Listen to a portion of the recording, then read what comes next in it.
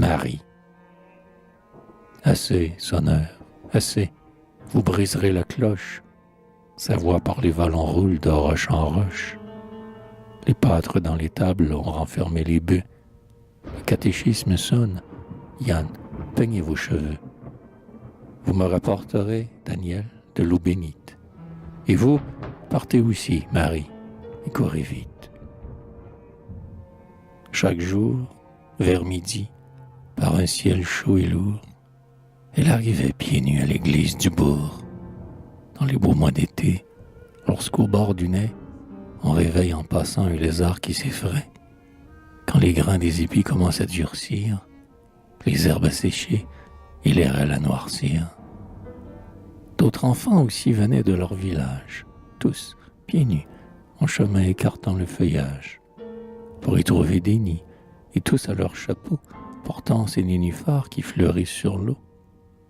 Alors le vieux curé, par un long exercice, nous préparait ensemble au divin sacrifice, lisait le catéchisme, et, nous donnant le ton, entonnait à l'autel un cantique breton. Mêlant nos grands cheveux, serrés l'un contre l'autre, nous écoutions ici la voix du digne apôtre.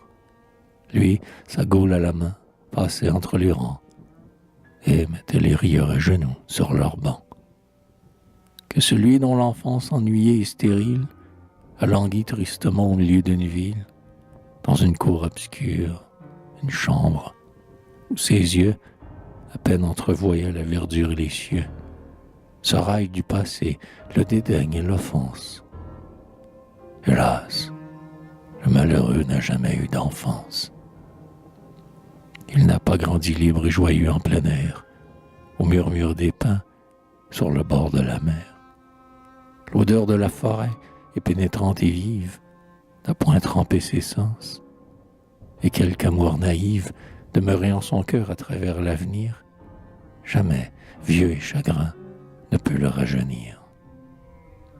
Oh, quand venait Marie, ou lorsque le dimanche, à vêpres, je voyais briller sa robe blanche, qu'au bas de l'église elle arrivait enfin, se cachant en demi sous sa coiffe de lin.